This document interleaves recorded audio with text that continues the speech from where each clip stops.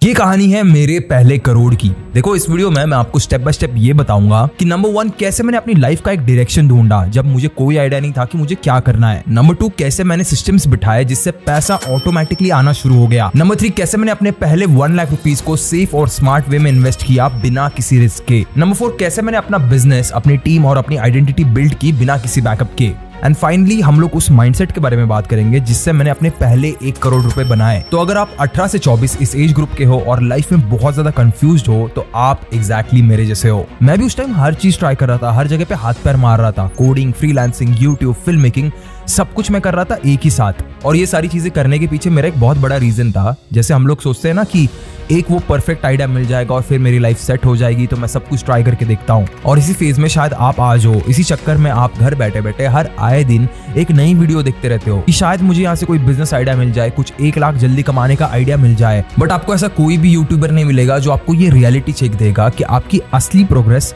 तभी शुरू होगी जब आप ऐसे वीडियोस देखना बंद करोगे और अपने पॉइंट ए से यानी अपने घर से निकल के बाहर जाओगे और फिर चलोगे उस रास्ते पे जो आपको पॉइंट बी तक लेके जाएगा, जो आपकी गोल है। फिर चाहे आपको उस रास्ते का आइडिया हो या ना हो। देखो जब तक आप अपने घर के अंदर बैठे हो ना तब तक आप सिर्फ सोच सकते हो, डाउट कर सकते हो और कंफ्यूजन में रह सकते हो कि ये आइडिया करूं या फिर वो वाला आइडिया करूं। लेकिन जैसे ही आप बाहर निकलते हो, रियल वर्ल्ड में उतरते हो, कुछ नया ट्राई करते हो, नए लोगों से मिलते हो, उनसे डायरेक्शन पूछते हो, फिर कुछ गलत टर्न्स भी लेते हो और कुछ सही टर्न्स भी लेते हो। ये जो पूरी पॉइंट ए से निकल के पॉइंट बी की खोज करने की प्रोसेस है ना, उसी से आपको क्लैरिटी मिलती है। और यही क्लैरिटी, यही माइंडसेट आपको इस वीडियो में मिलने वाला है। तो अगर आप 18 से 24 की उम्र के हो, कॉलेज में हो या फिर अपना करियर स्टार्ट ही कर रहे हो तो ये 10 मिनट की वीडियो आपकी पूरी जर्नी डिफाइन कर सकती है। देखो मैं ना कोई मोटिवेशनल स्पीकर नहीं हूँ, मैं आपको यहाँ पे जोश भरने के लिए नहीं आया हूँ। मैं सीधे सीधे बता रहा हूँ, मैं वो बंदा हूँ जिसने अपने 7 साल लगाए थे एक वायरल वीडियो तक पहुंचने के लिए। इन 7 सालों में मैंने बहुत सारी ऐसी गलतियां की है, बहुत सारी सही चीजें भी की है जो मुझे आज यहाँ तक लेके आई है।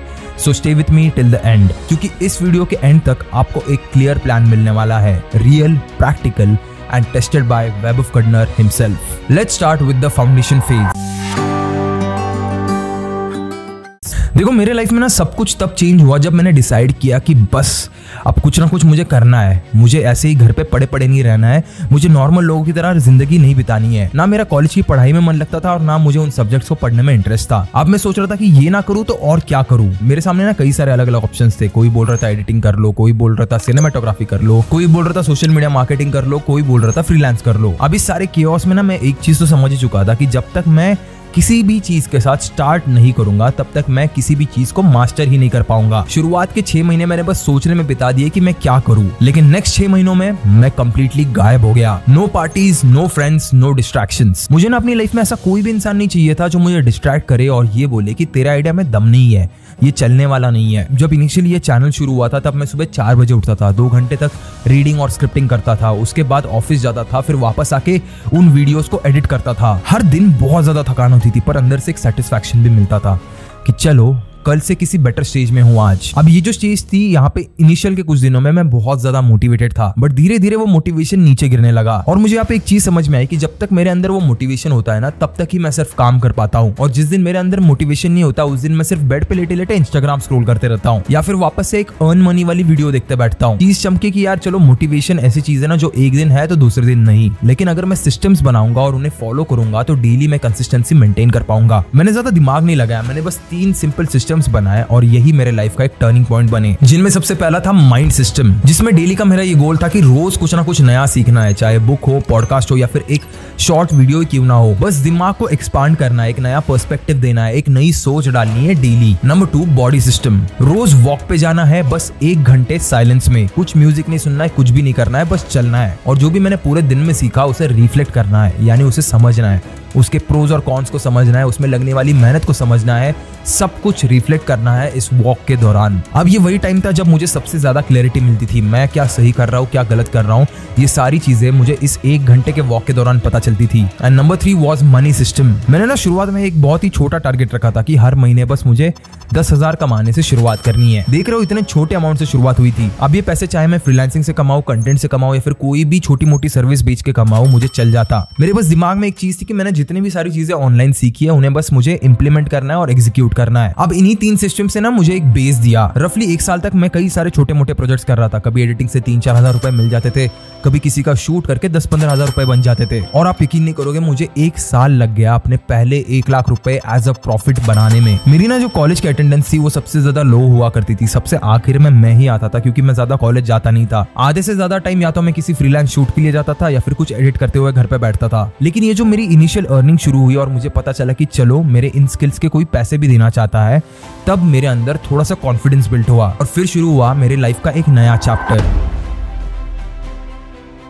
पहले ना मुझे 1 लाख रुपए कमाना बहुत ज्यादा टफ लगता था, लेकिन जब आप एक बार कर लेते हो तब आपको ये आसान लगने लगता है। लेकिन बात यही पे खत्म नहीं होती। जब आप 1 लाख रुपए कमाने लग जाते हो तब सबसे मेन प्रॉब्लम शुरू हो जाती है कि उस 1 लाख रुपए को आप संभालोगे कैसे। बिकॉज जब पैसे आने लगते हैं तब इमोशन डिसीजंस लेने लगते हैं। मैंने जब अपने अकाउंट में पहली बार 1 लाख रुपए देखे थे तब मैं हद से ज्यादा एक्साइटेड था और मेरा पहला इंस्टिंक्ट था कि चलो इतने ज्यादा पैसे है कि मैं एक नया लैपटॉप ले सकता हूँ ताकि मैं और ज्यादा काम कर पाऊँ, एक नया फोन ले सकता हूँ, नए शूज ले सकता हूँ, नए कपड़े ले सकता हूँ। जबकि एक्चुअली में देखा जाए तो मुझे इनमें से किसी भी चीज की कोई जरूरत नहीं थी और कोई ये बताने वाला नहीं था कि इन पैसों को कमाने से ज्यादा जरूरी होता है इन्हें मैनेज करना। मैं अगर ऑनेस्टली बोलूं तो मैंने अपनी लाइफ की पहली कुछ अर्निंग्स बहुत ही गलत जगह पे लगा दी थी और एक मोमेंट तो मुझे आज भी याद है, ऐसा आया था कि मैं ऑलमोस्ट 0 पे चला गया था। तब एक चीज समझी कि पैसा बनाना एक चीज है पर उसे सिक्योर रखना एक काइंड ऑफ रिस्पॉन्सिबिलिटी है, एक मैच्योरिटी है। इसीलिए मैं हमेशा मेरी हर इन्वेस्टिंग वाली वीडियो में इमरजेंसी फंड की एडवाइस देता हूँ क्योंकि मैंने ये चीज फर्स्ट हैंड एक्सपीरियंस की है। अब आप चाहे कितने भी स्मार्ट इन्वेस्टर क्यों ना हो, अगर इमरजेंसी के टाइम पे आपके पास कैश नहीं है तो आपका गेम कंप्लीटली खत्म हो सकता है। और अगर आप 18 से 24 साल की उम्र के हो और अपनी पहली अर्निंग कर रहे हो तो ये गलती कभी मत करना। अपने शॉर्ट टर्म या फिर इमरजेंसी फंड को किसी रिस्की जगह पे मत डालना। उस वक्त शायद मुझे पता होता कि ऐसे सेफ फिक्स डिपॉजिट प्लेटफॉर्म भी एग्जिस्ट करते हैं जैसे stable mind,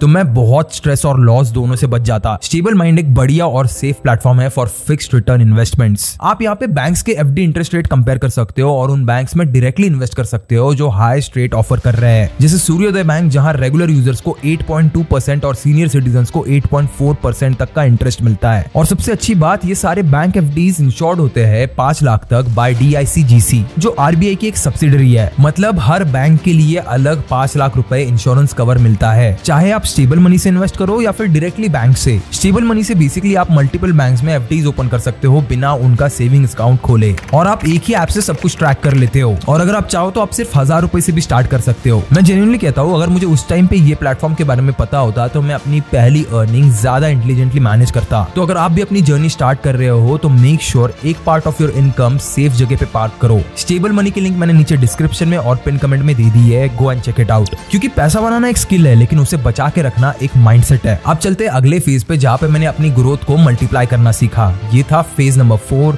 the scaling systems. अब जब मेरी अर्निंग थोड़ी सी स्टेबल होने लगी ना तो मैंने सोचा कि बस अब लाइफ तो सॉर्टेड है भाई, अब कुछ करने की जरूरत नहीं है। लेकिन रियलिटी में वहीं से रियल स्ट्रगल शुरू हुआ। अब तब तक मैं YouTube स्टार्ट कर चुका था और साइड बाय साइड एक जॉब भी कर रहा था, तो मेरे पास एक स्टेबल इनकम आ रही थी, ऊपर से व्यूज भी बढ़ रहे थे और ब्रांड डील्स भी आ रही थी। लेकिन यहाँ पे एक सबसे बड़ा प्रॉब्लम था कि मैं हर चीज खुद से कर रहा था, scripting, shooting, editing, posting, brand call, सब कुछ। और याद रखना, जब सब कुछ एक इंसान पे डिपेंड करता है तब एक दिन सब कुछ कोलैप्स भी कर सकता है। मुझे लगता था मेरे जैसा हार्ड वर्किंग इंसान और कोई नहीं है, पर एक्चुअली में मैं ओवरवर्क्ड इंसान था। इसे ना आसान शब्दों में बर्नआउट कहते हैं, यानी आपकी बॉडी नहीं आपका दिमाग काम करना बंद कर देता है। और ये जो बर्नआउट वाली स्टेज है ना, वो किसी वायरस की तरह आती है। पहले थोड़ी सी टायर्डनेस फील करते हो, फिर थोड़ा सा स्ट्रेस आता है और फिर एक दिन आप कंप्लीटली ब्लैंक हो जाते हो। ना कोई आइडिया आपके दिमाग में आ रहा है, ना आपको आगे क्या करना है उसका कुछ प्लान बन रहा है। और तभी मुझे एक चीज याद आई कि मेरे लाइफ का सबसे बड़ा रूल हमेशा से यही था कि फ्रीडम हमेशा सिर्फ पैसे से नहीं आती। बिना कुछ किए अगर पैसे कमाना चाहता हो तो मुझे सिस्टम्स की बहुत जरूरत पड़ेगी। लेकिन ये पैसा है ना, वो कुछ ऐसी चीज है ना कि जो तुम्हें अंधा कर देता है, वो स्मार्ट से स्मार्ट इंसान को बेवकूफ बना देगा। और तब जाके मैंने अपनी गलती को रियलाइज किया कि मैंने अभी तक सिस्टम्स बनाए नहीं है, सारा काम मैं खुद ही कर रहा हूँ। तो अब बारी थी पूरा का पूरा गेम चेंज करने की, जिसमें स्टेप 1 में मैंने डेलीकेट करना सीखा। मुझे लगता था कि पहले कोई मेरा विजन समझेगा ही नहीं, बट जब मैंने ट्रस्ट करना स्टार्ट किया तब टीम में कुछ ऐसे लोग आए जो आज तक मेरे साथ काम कर रहे हैं। प्रणव जो नंबर्स मैनेज करता है, आयुष विजुअल पार्ट देखता है, सौम्या मैनेजमेंट पार्ट देखती है और भास्कर एडिटिंग संभालता है। अब जब मेरे लाइफ में ये सब लोग आए ना, तब मेरे पास स्पेस बना सोचने का, इनोवेट करने का, कुछ नई चीज लाने का। उसके बाद स्टेप 2 था डॉक्यूमेंट एवरीथिंग।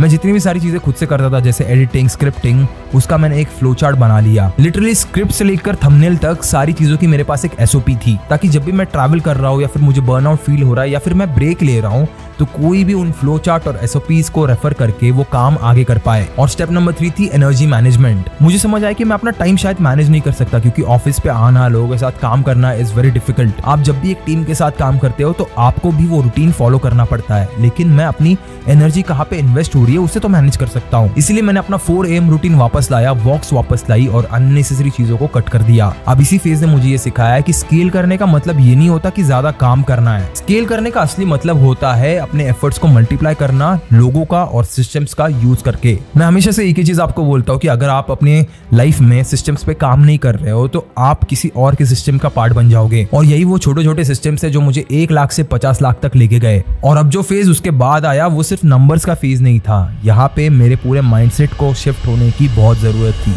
और यही था phase number 5, the mindset shift. 50 lakh तक मुझे लगता था कि करोड़ों कमाने का मतलब होता है लग्जरी कार्स, एक्सपेंसिव वॉचेस। पर मैं जब उस नंबर के आसपास पहुंचा ना, तब मुझे रियलाइज हुआ कि करोड़ का असली मतलब होता है control. A crore gives you control over your time, energy and choices. मुझे आज भी याद है जब मैंने जस्ट शुरू किया था तब मैं हर प्रोजेक्ट को यस बोलता था, मैं हर एक फ्रीलांस क्लाइंट को यस बोलता था। फिर धीरे धीरे मैंने ये सीखा कि हर यस के साथ तुम अपनी एनर्जी किसी और को दे रहे हो, आपकी एनर्जी कहीं ना कहीं पे वेस्ट हो रही है। और जब मैंने सिलेक्टिव बनना स्टार्ट किया और नो बोलना सीख गया, तब मेरी ग्रोथ एक्चुअल में शुरू हुई। इस फेज ने मुझे हम्बल होना भी सिखाया और साइलेंस में जीने की आदत भी लगाई। मैं पहले ना अपनी हर अचीवमेंट को दुनिया को बताता था, बहुत एक्टिव रहता था मैं पहले अपने इंस्टाग्राम पे, वेब ऑफ कर्नर ऑफिशियल पे जाके एक बार पुराने पोस्ट को चेक कर लेना। लेकिन आज की डेट में ना सब कुछ बदल चुका है। अगर मैं कोई चीज अचीव भी कर रहा हूँ तो मैं बस उसे अपने क्लोज सर्कल के साथ ही सेलिब्रेट करता हूँ, या तो कई बार मैं अकेले ही सेलिब्रेट कर लेता हूँ। हम बहुत बार सोचते हैं कि ये नजर लगने वाली चीज सच नहीं होती, लेकिन मेरा एक्चुअली में ये मानना है कि नेगेटिविटी दुनिया में भरी पड़ी है। जब आप सोशल मीडिया पे अपनी अचीवमेंट्स दिखाते हो तो लोगों को कभी उसके पीछे की मेहनत पता ही नहीं होती। लोगों को सिर्फ 6 मिलियन सब्सक्राइबर्स दिखते हैं, लेकिन उसके पीछे के जो मेरे 7 साल लगे हैं वो किसी को दिखाई नहीं देते। और बात करूं 1 करोड़ रुपए की, तो जब तुम अपने अकाउंट में 1 करोड़ रुपए देखते हो तो सच में भाई दिल में अलग लेवल की खुशी होती है। पर सच कहूं तो मेरे लिए उस 1 करोड़ की वैल्यू उस नंबर से कई गुना ज्यादा है, क्योंकि उस 1 करोड़ कमाने की प्रोसेस ने मुझे आज वो एक इंसान बना दिया है जो ये 1 करोड़ रुपए डिजर्व करता है। और आज की डेट में मेरा माइंडसेट पूरी तरह बदल चुका है। अगर कल को मैं सारे पैसे लूज भी कर दूं तो मैं उसे दोबारा बना सकता हूं, और वो भी पहले से कम टाइम में। करोड़ ना शायद बहुत सारे लोगों के लिए एक बहुत बड़ा नंबर होगा, लेकिन उस नंबर तक पहुंचने के लिए जो मैं इंसान बना हूँ वही मेरी असली जीत है। तो ये थी मेरी 0 से 1 करोड़ तक के माइंडसेट की कहानी। और आज भी मेरे स्ट्रगल्स खत्म नहीं हुए हैं। पहले स्ट्रगल था पैसे का, अब स्ट्रगल है पर्पस का। मैं अपनी लाइफ के ना हर एक फेज में बस चेज करता रहा। पहले स्टेबिलिटी को चेज करता रहा, फिर ग्रोथ को चेज करता रहा, और फिर अब मीनिंग को चेज कर रहा हूँ। मेरी ये जर्नी ना कभी रुकी है ना कभी रुकने वाली है। मैं आज भी खुद को ढूंढ रहा हूँ। मैं खोज रहा हूँ कि पैसे कमाने के अलावा मैं और क्या करना चाहता हूँ। सो इन द एंड, अगर तुम 18 से 24 साल के हो और आपको लगता है कि आपकी लाइफ बहुत स्लो चल रही है, कुछ हैपनिंग नहीं हो रहा है, आप पैसे नहीं कमा रहे हो,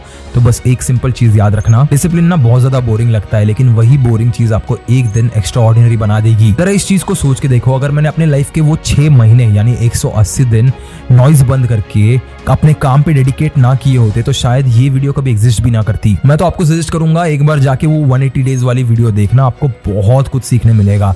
लिटरली एक प्योर स्टोरी टेलिंग वाली वीडियो है। मैंने ना उस वीडियो में कई सारे ऐसे छोटे छोटे इंसिडेंट्स बताए जो मैं शायद इस वीडियो में कवर ना कर पाया। लास्ट में मैं आपको बस एक चीज कहना चाहता हूँ, disappear for a while, build yourself so strong कि जब आप वापस आओ तो पूरी दुनिया आपसे बस एक ही सवाल पूछे कि भाई तू क्या से क्या बन चुका है। और एक और चीज आपसे कहना चाहता हूँ कि अगर आप भी अपनी फाइनेंशियल जर्नी स्टार्ट कर रहे हो तो एक गलती कभी मत करना, अपना इमरजेंसी फंड इग्नोर कभी मत करना। आज की डेट में ना मार्केट बहुत ज्यादा वोलेटाइल है और इन्फ्लेशन बहुत ज्यादा हाई है, इसीलिए अपने शॉर्ट टर्म गोल्स और अपने इमरजेंसी फंड के पैसे किसी ऐसी जगह पे पार्क करो जहां पे वो सेफ भी रहे और आपको फिक्स्ड रिटर्न्स भी मिलते रहे। इसीलिए मैंने वीडियो के डिस्क्रिप्शन में स्टेबल मनी की लिंक डाल दी है। ये एक बढ़िया और सेफ प्लेटफॉर्म है फॉर फिक्स्ड रिटर्न इन्वेस्टमेंट्स। सो अगर आप चाहते हो कि आपके पैसे सेफ एंड सिक्योर रहे और इमरजेंसी के टाइम पे रेडी रहे तो डिस्क्रिप्शन में और नीचे पिन कमेंट में जो लिंक है उस पर जाके क्लिक करो। मैं मिलूंगा आपको अगली वीडियो में ऐसी और एक वैल्यूएबल टॉपिक के साथ। तब तक के लिए keep hustling, keep learning and as always keep inspiring.